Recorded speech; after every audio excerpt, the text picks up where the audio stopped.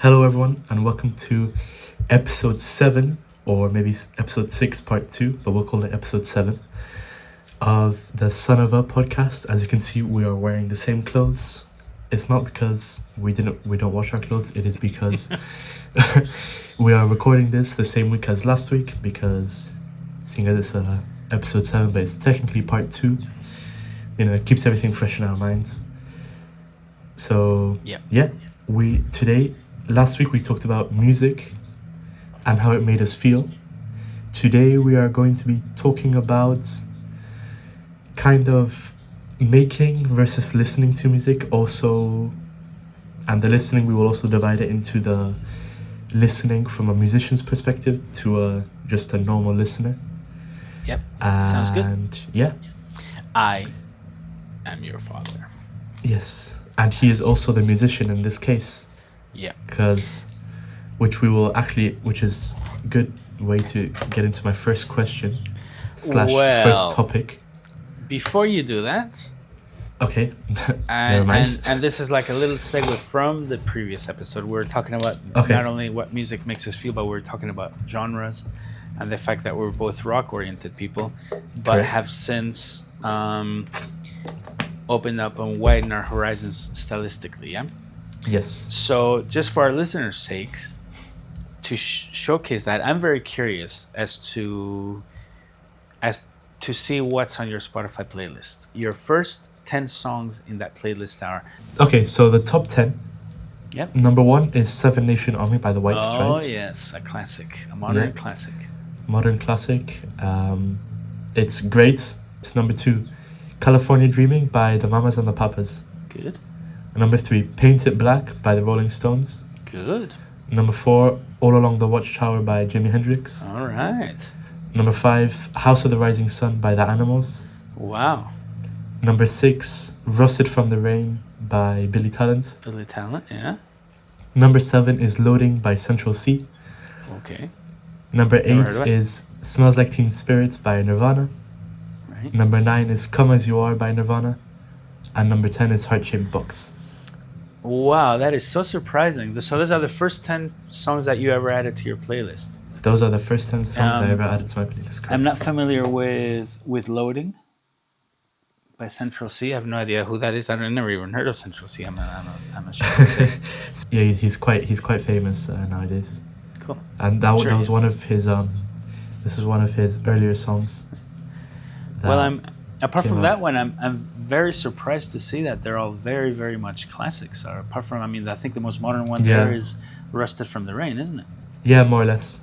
That's great. Okay. That's I like that. I like that beginning. So I'm gonna tell you mine. First one is Move, Shake, Hide by the Marmosettes. By wonderful. Very Marmosettes. good song. Well, we forgot to mention them last episode, but they're also another That's very true. good, which That's they've true. gone away from. But anyways, yeah. Yeah, they've Continue. gone away, the poor guys. But they're an amazing debut album. That one, the Weird and Wonderful Marmosettes. If you haven't listened to it, highly recommendable. Second one, Street Spirit, Fade Out by Radiohead. Third one, all-time classic favorites, Rocking in the Free World, the live version from Neil Young and Crazy Horse, the live version from Wailed. Mm-hmm. After that is Tourniquet by Marilyn Manson, amazing song. No Rain is the next one by Blind Melon. I don't know that one. Huh? No, I don't know that one. Great song. After that is Grease from Frankie Valli from the Grease original soundtrack. Incredible song. Yeah. I think it's on my favorites actually. Yeah. After that is Comfortably Numb by Pink Floyd.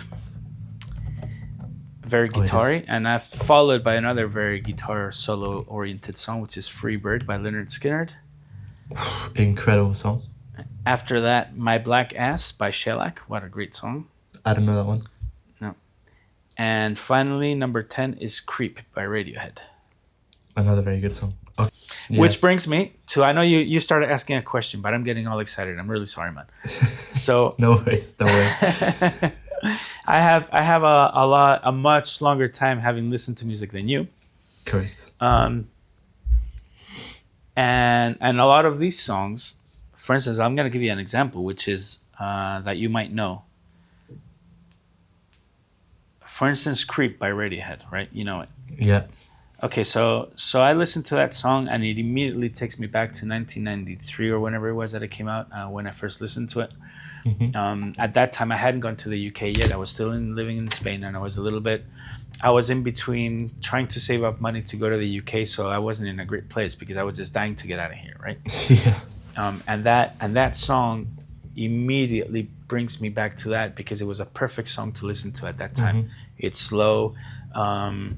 I always resonated with the lyrics of that song. I'm a creep, right? I'm a creep. I'm a weirdo. Yeah.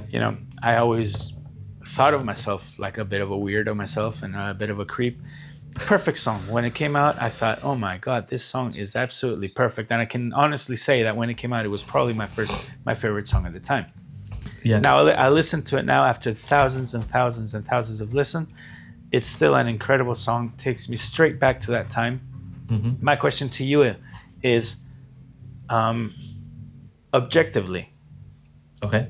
is it a good song or not? I think objectively, it's 'cause the thing is, you also chose like a band that objectively is one of the, or at least for me, is one of the best bands ever. I mean, it's True. yeah, True.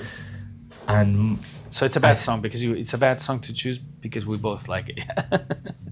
yeah, I think objectively, "Creep" is a great song. I Okay. mean, I think it's regarded as a modern classic, and it's absolutely amazing. Yeah. Like most of Radiohead songs are incredible. All right, great. Yeah.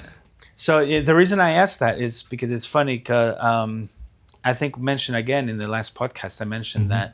that my even though I used to be really narrow-minded when it came to music, and I used to Yeah, like only rock. Eventually, I opened up, and a lot of those songs, admittedly, mean a lot to me because of the time I listened of to course. them. Right. But I get the same thing. Years and years and years later, I'll get a song like, say, "Runaway" by Bon Jovi Hmm. that has an incredibly cheesy. I don't know if you've heard it or not. It has an Um, incredibly cheesy keyboard intro. Anyway, yeah.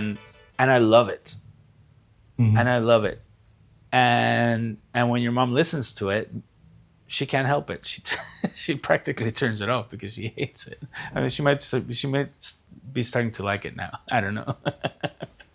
She there saying something because objectively, it might be that it's a terrible song. Hmm. I mean, the '80s weren't renowned for their amazing songs in many cases, right? And I find it really funny that for somebody like mom, objectively, they'll say like, "That's a terrible song. Why are you doing listening to that?" And the reason is that probably when I first heard it, I can't remember offhand, but probably when I first heard it, it really resonated with me because chances are is I was heartbroken, Yeah. right? Going back to, I think it was our very first podcast about relationships. Hmm. I spent the first half of my life being in love and having my heart broken by unreciprocated love, right? So all these songs really resonated with me, Yeah. but it's hard to listen to them objectively even now. Well, here's the thing. With the songs of the 80s, I've noticed that the songs are either really good and I really like them, or I find them very cheesy and Yeah, a bit naff. right. Because at that time they were very experimental. Like they were experimenting a lot with synths, and Yeah. they were just Well, there is yeah, a sound to it, isn't it? You can't help it because the technology was just being born. So exactly. so soundscapes were very limited towards. But there are songs that I do like, which have those goofy sound effects. Yeah. And So you're talking more about '80s pop music, yeah? yeah, I guess no, yeah, but even the rock, they also had like some goofy stuff going on. Yeah, yeah, like that keyboard intro by in Bon Jovi's "Runaway" is it's Yeah, quite cheesy. It is cheesy, that I admit it. But the moment I listen to it, that intro comes along, I'm like, oh yeah, but I start grooving. but the thing is, like, they have cheesy elements, but it's not a bad song. You know what I mean? Exactly, yeah, they're good songs. Yeah, I don't. They're not my favorite song ever, but like I yeah, won't ask that. It's I don't find them so bad that I won't be like, dude, turn this yeah. off or go to the next skip because this is terrible. you know. Yeah, well, I'm happy you say that because it's easy for somebody like you to listen to something quickly and immediately say like, "Oh man, Dad, how can you listen to that? That's so cheesy." I get a feeling that when your mom tells me about this, tells me off for these things, she has the same bias I used to have back in the day. I was a rock guy, so I wouldn't listen to pop. Anything that was pop was horrible, no matter what. I think she has that same bias. 80s metal sucks because she's more of a grungy punk girl. Of course, it doesn't suck. It's great. Not really. I mean, I don't listen to that much. I never did listen to that much 80s heavy metal hair metal because I did find it cheesy. Cinderella and Wasp and all these bands. Even Twisted Sister was a little bit OTT for me. I didn't, I was more of a new wave of British heavy metal type guy. The Thunder from Down Under and all that. Anyway, I just thought I'd throw that in there. So you said you had questions. Allow you to ask a few of them. Yeah. Okay. So we've mentioned that you are the musician in this case. Yeah. And we're not just saying that because he plays a few guitars, but you have actually been in a band, and you have obviously, you mentioned a couple of episodes ago that you went to music school. Yeah. So how did you create that band, or what came of it? Well, it wasn't just one band. Okay. I've been in quite a few bands in my life. Okay. When did you join your first band? I joined my first band in, casting our minds back a couple of podcasts back. Mm-hmm. I went to Madrid. Then I came back from Madrid. And again, as I said, my idea was to go to the UK, but neither me nor my parents had any money to send me to the UK. At the same time, because I was over here and I wasn't really doing much, I had time to dedicate to my guitar, which I finally had bought my first guitar. Alfredo bought me my first guitar. So I spent a little bit more time practicing guitar in my own way, right? This was back in the early 90s. There was no internet, there was no email, there was no YouTube. So the way you could learn guitar was quite limited. Yeah. Which I'm really saying this because I wasn't a very good guitarist at all. So I did want to join a band, but I didn't know anybody at all. But one of my cousins eventually said that her boyfriend or an ex-boyfriend or something had a band and they needed a guitarist. Okay. And so I agreed to meet the guy, and eventually I joined the band. You know what the funny thing about this band was? What? It was a pop band. It wasn't a rock band. Okay. I could imagine that drove you crazy once you found out. Yeah, it wasn't. The thing is that the guy was a really good songwriter. There were good songs. The guy had a lot of charisma. He was a good frontman. But it was a very pop band. It was, there was no space for distortion. Yeah. Very much. So that was my first band. I was with him for around a year and a bit. Or a year something. And the good thing is that we immediately, the guy took it really seriously. And I didn't learn much because I couldn't really do much of what I like doing. It was just simple chords and this and that. Yeah. But it was good because it gave me experience. It showed me that I wasn't that great a musician because I couldn't really follow the drums. I kept on falling behind all the time and things like that. The drummer was a few years younger than me, and he kept on trying to tell me speed up, slow down. But it was good. It was a good experience. But most importantly, we immediately started gigging, which was great. I discovered the joys of live music, of playing live, And I was very curious because I've always been pretty shy. And I remember the first gig we had, it was in a nun school in front of a female-only nun school. And it was great. It was amazing. I suddenly realized I loved playing live. All my shyness went. And I became a rock star, in front of all these teenage girls. Yeah.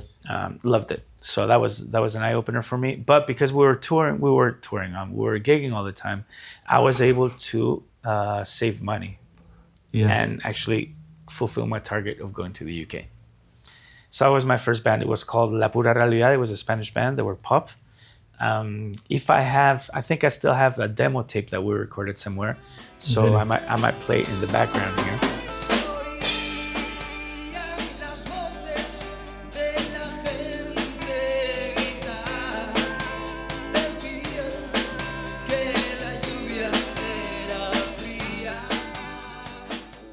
They were good songs, but they were pop songs. I didn't. Mm-hmm. It wasn't much my thing. But it got me to England.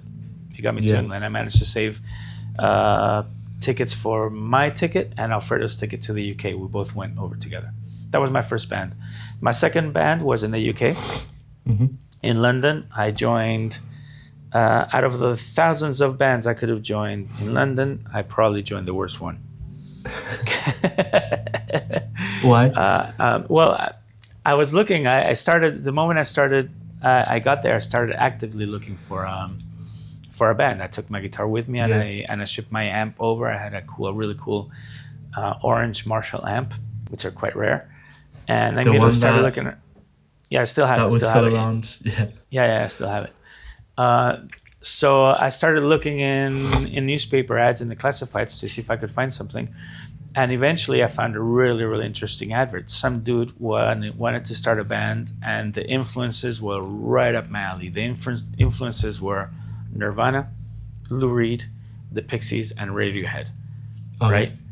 And I thought, dude, this has to be amazing. Somebody that likes this exactly the same music I like, right? Yeah. Turns out that was crap. The guy just randomly picked bands to attract guitarists or drummers, depending on the advert he put up. And the guy was called Simon. He called himself. The band was called Psy and the Band of Souls. Okay. He decided to throw everything away to become a songwriter with a slight handicap, which is that he had no idea how to sing or play guitar. As he was forming the band, he was going to singing lessons and to guitar lessons, and it was terrible.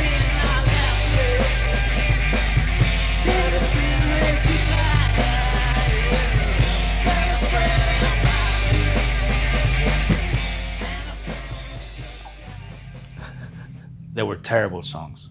He was a terrible singer. But he had good equipment. He just gotten made redundant from his job, so he bought himself a van with the redundancy money, a really nice Gibson Les Paul, a nice Telecaster, and a nice Marshall stack. Yeah. And he had a rehearsal space because his father owned a warehouse in Heathrow Airport, so we used to rehearse there. Wow. Yeah. And it was a place to start. So I started with Psy and the Band of Souls. And that was good while it lasted. We gigged a lot. That is true. He had a lot of connections, so we gigged a lot. Yeah. To empty pubs because we were really bad. But I did meet quite a few musicians at that time, and I made good connections, and it lasted. But I ended up being really disenchanted with that because I discovered that the music scene in London is absolute brutal. Mm-hmm. And that was my second realization that's second eye opener for me, because I realized that I probably would never become a professional musician. The first eye opener was the fact that in guitar school, in music school, I discovered that music was much harder than I expected. Yeah, you mentioned this a couple episodes ago. That it would require much more dedication than I was prepared to give it. Yeah. The second was that the music scene would require too much work for me as well. It was brutal. And to be honest, what I wanted to do was play guitar and enjoy playing guitar and enjoy playing the live band. And I found that I spent 10% of my time enjoying it. The rest of the time was looking for gigs and rehearsing, and during the rehearsal arguing with the guys in the band. So I quit the band and thought, I don't think this is for me. I don't want to, So that was my second band. My third band was back in Spain when, years later I moved to Spain. Yeah. There I met a guy called Rafa, who had a band. They were looking for a guitarist, and I joined them. These guys were very influenced by the post new metal bands, like Machine Head, also Slipknot, and all these guys. Really heavy drop D tuning, tuning the guitar down to D, maybe sometimes to C. And that was a lot of fun. But again, we weren't very good at all. They weren't very good musicians at all.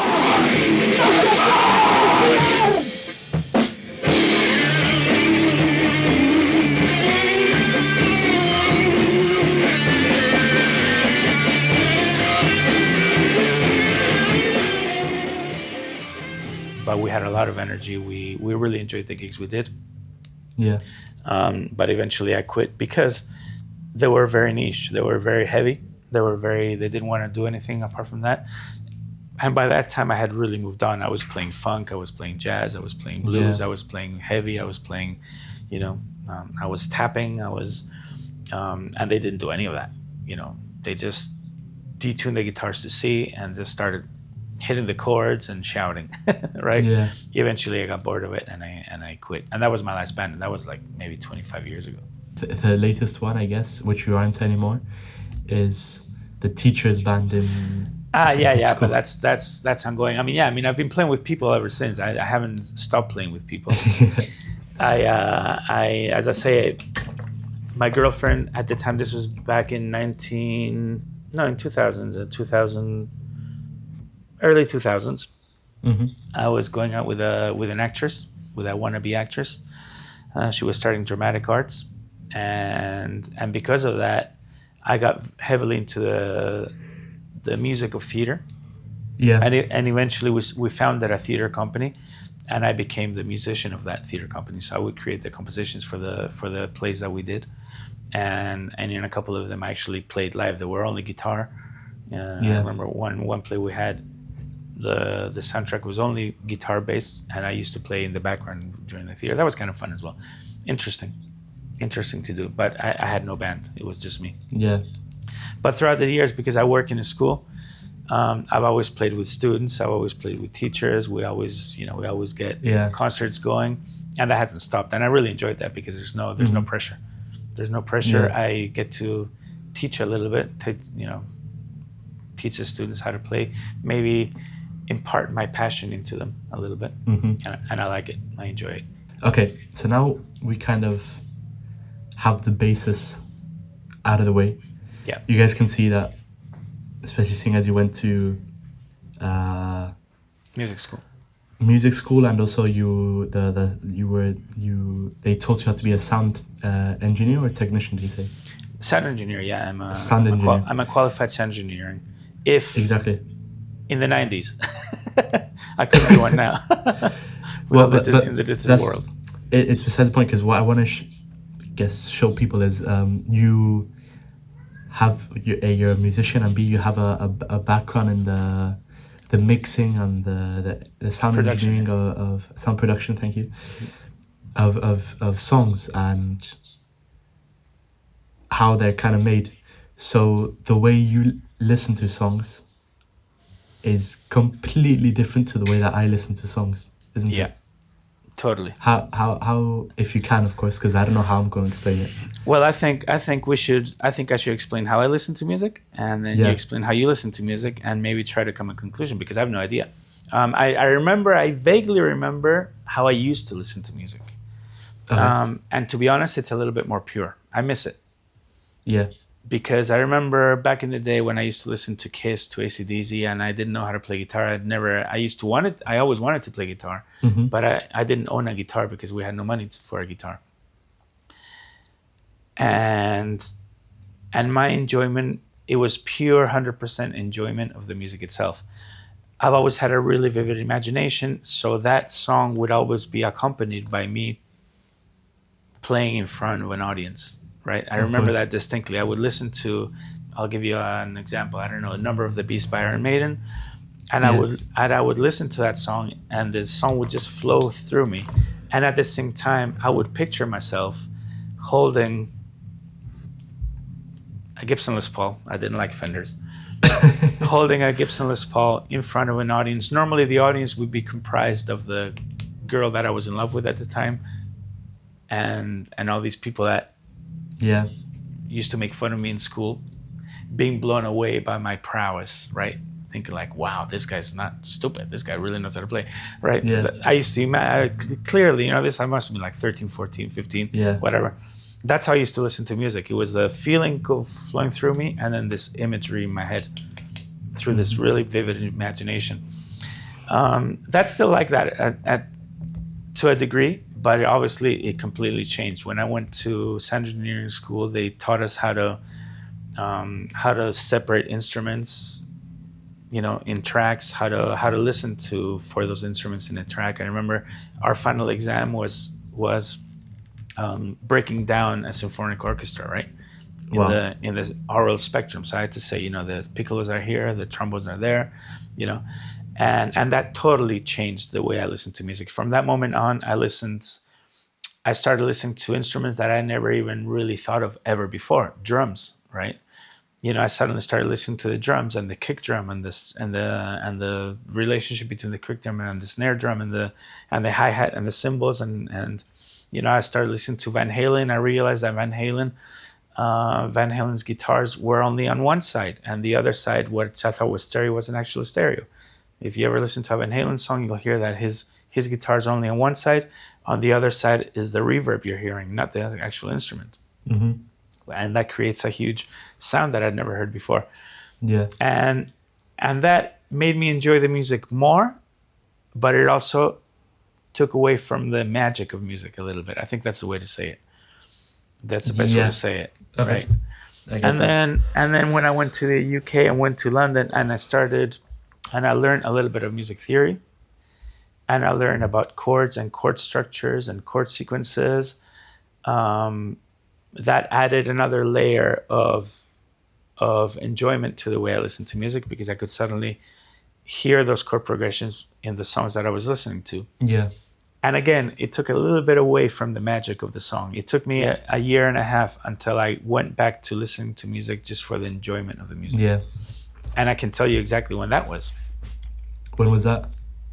I was in the club working away, glass collecting, running around. And suddenly the DJ put on Superstition by Stevie Wonder. Okay. And I just started. Very good song. I just started grooving in the middle of the floor. I went like, "What? I never heard it. Believe it or not, Really? All these years after, never heard Superstition by Stevie Wonder." And I heard that drum beat, and my body just went like, "What the hell?" Right? And I just loved that. There's so much groove, so much energy, so much swing in that groove. And then what I thought was a guitar, it turns out it's not. It's a mellotron. That riff comes in.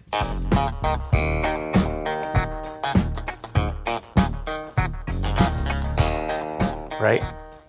And I just went like, oh my God, am I in heaven or what? And all those old feelings flowed back into it. I suddenly stopped hearing anything. I just listened to the music, enjoyed the music. It flew through my body. And that brought me back a lot of the passion for just enjoying the song for the song's sake, rather than for the technicalities of what's going on in this song. Funny story. I went straight back home to try to figure that song out on the guitar. Yeah. And I couldn't. And I think, who's playing this? Do they have like 20 fingers or what? Because there's just notes everywhere. Of course, I had no idea it wasn't a guitar. Yeah. Anyway, naive days. Well, I mean, to be fair, it does sound like a guitar. It does. Sounds like a Telecaster, but it's not. It's old Stevie playing with 10 fingers. Yeah. Right. So that's I can't even remember the question anymore. But there you go. How do you listen to music?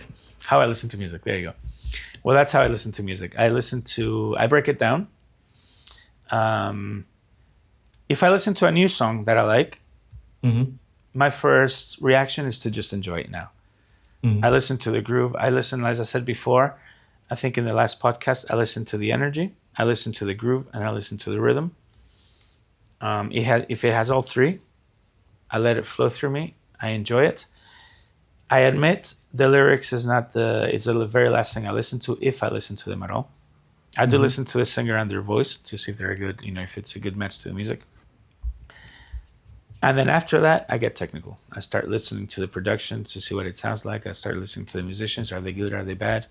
To the bass line. Does it jet with the drums? And all that stuff. And that takes me, I'd say maybe a minute. I have a minute of full enjoyment, and then after that, I start getting technical in my mind. Okay, fair enough. You see, that's kind of where me and you differ in listening to the songs, because I do everything. until the point of the listening to the production. Because I'm going to be completely honest, I can't tell between a good and a bad production. Right. Like I don't think I would be able to, at least. That's pretty Maybe sad. I can. That's pretty sad because there's a lot of people that spend a lot of hours and a lot of Yeah. effort trying to make a beautifully sounding song. But that's the thing. That's the typical thing where it's like you'll listen to a song and you'll be like, "Oof, this is a bad song," or this is in my imagination of what I think it could be like, and you're like, I don't know what makes it a bad song, but it Yeah. just isn't. It just is, and I feel like that's probably where the production comes in. Would No, I be no, wrong? no, not really. A bad song Okay. is a bad song, no matter what. You can beautifully produce a really bad song. It's still gonna be Yeah. a bad song. Yeah, fair enough. Okay, well then, yeah, then I generally, I don't know. I wouldn't be able to tell between a good produced song and a badly produced song. Right. I do the same as you. I kind of, the first few, maybe not the first few times, but the first couple times I listen to a song, I won't listen to the lyrics, to be honest. I'll see how it makes me feel. Like you said, the groove. If like I said last episode, if I think it's original in a sense or it has its own unique sound, and then I will listen to the lyrics after a few listens, just to see what the singer is talking about, see if I can understand kind of what the person is going through, and then that's where it ends for me. Then I just listen to the song over and over again, or I don't, or I stop and I go to a different song, or I come back later. Okay. Do you have a favorite song? It would be hard to say to pinpoint a favorite song, to be honest. Okay. There's so many songs that I love and so many songs that I like that. I agree. Same as favorite band. You never asked me in the last podcast, but What your favorite band was? Yeah, but I don't think I have one, to be honest. Well, I asked you, and then we kind of started off where you, I just like, started the first band ranting you listened to, and yeah. and I started crying with Husker Du, yeah. Yeah. Right. Well, I can't say I have a favorite band, to be honest. It's there's too much good music out there to single anybody out. I think I have a Yeah. favorite album. I think The Bends by Radiohead Yeah. is probably the one album where I think every single song in that album is absolutely majestic, perfect. There's not Yeah, a I single agree. song there that I don't like, and that makes me feel something. An incredible album. It is a very good album, actually. It is very true. Actually, something that it's kind of, well, it's not off topic, but it is a bit. Something that I've been doing more, or been trying to do more recently, is listen to albums as a whole instead of just songs here and there. Because, artists go through, like, give thoughts to the positions of each song, of where each song should go in the order of the album and stuff. That's So going I've back to. been Sorry, go. so I've been trying to do that recently, and just which I started off with the Queens of the Stone Age songs because I already know them and I really like them, so I just That's now good because yeah. the musicians do put quite a bit of thought into that, Yeah. And it is a pity that art's slightly lost because of Spotify and because of streaming. You Yeah. end up just listening to the one song, even maybe not the whole album. But back in the 100%. day, it used to be quite magical. Back in the day when we used to get, when an album used to be released, and then you had to, listen, like as you say, in sequence, one song after another, and then turn the tape or the record over, listen to side two, and side two was always slightly different to side one to the first side, and it used to be like that. Or the conversations with people used to be like, so which side did you like better, side A or side B? Yeah. Because bands did play around with that a little bit, and of course it's not like that anymore. You don't have sides anymore, but I'm assuming bands do put thought and effort into the order of the songs in their albums, so it is important to listen to a full album. It's true. And yeah, I've actually been really enjoying it. Do you like listening to live music or recorded music better? What's your take? Actually, I was going to ask you this as well, or we'll bring it up because I already know your answer. Um. Okay. So my answer straight away is I would probably say recorded, Right? but I do have to say I have well not I prefer I have been enjoying listening to live music. Okay. Wait. What you're like? Are you saying like live music as in going to the concerts, or live music as in? I wanted to make that distinction. I mean both, to be honest. Yeah. Obviously, Okay. Well. the thing is, I go into a concert if the concert sounds good. There's nothing worse than going Yeah. to a badly sounding concert. I've been to a few and they totally ruin the experience. Yeah. Uh, but yeah, I think we should make the distinction and talk about recorded live music Okay. Okay. because Yeah. because Because I was talking about recorded live music. yeah, because going to a live concert that sounds good, the experience blows away, and it's not just Yeah. about the music; it's about the whole thing. It's about the whole vibe Exactly. and how the band sounds, and nothing cooler than going to a really good sounding concert where the Yeah. band sounds just like the record, like Queens of the Stone Age, flawless exactly. production there. Yeah, Right, it was but going amazing. back, so yeah, I Sorry. actually meant recorded live music. Yep. So I prefer the recording versus the recorded live music. Yep. Just because I can hear everything better. Yep. I can hear the vocals better. I can hear all the elements of the instruments better. But I have been enjoying more and more recently the listening to recorded live songs. But also I feel like sometimes it's a hit and a miss. It can make it sound a bit, I don't know, sometimes the recorded live song just isn't as good as the recorded one. Can you give me any examples come to mind? I can't think of one in that order, but I can think of another one of the recorded live is better than the recorded. Yeah.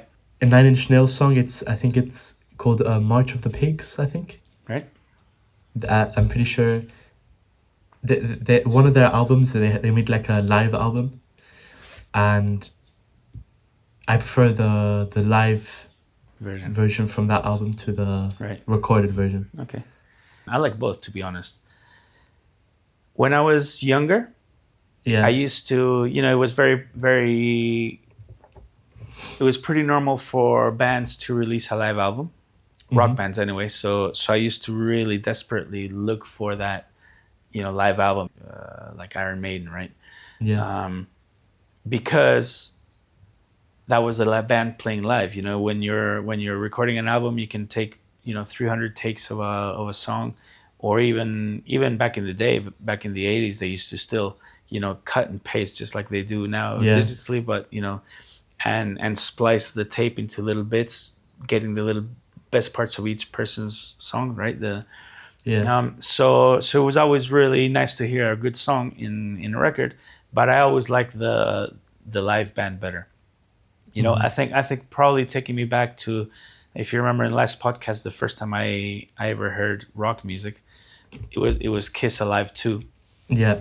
Right, so it was a live album that I ever heard for the first time, and so I've always been very fond of live music, recorded music. Years later, I backtracked a little bit because I realized, or I read, that in those early live albums that I so liked, because of the energy, because the guitars were so great, hearing Ace Frehley play live was amazing. Well, it turns out that very often they would get that live recording, take it to the studio, and overdub, and get rid of the mistakes that they played live. Oh, really? Yeah.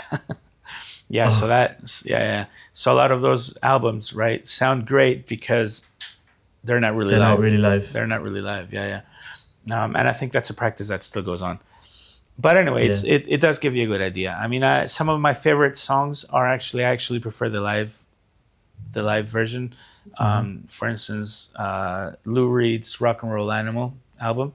That's a masterpiece. I mean, the two guitars that he plays with, somebody, I can't remember their names, Hunter and something or other, they're incredible. So his rendition of Rock and Roll in that album, his rendition of Sweet Jane, I'm not going to say they're better than the original, because the Velvet Underground and Nico's version of Sweet Jane is just beautiful. There's just something in it that's just absolutely great.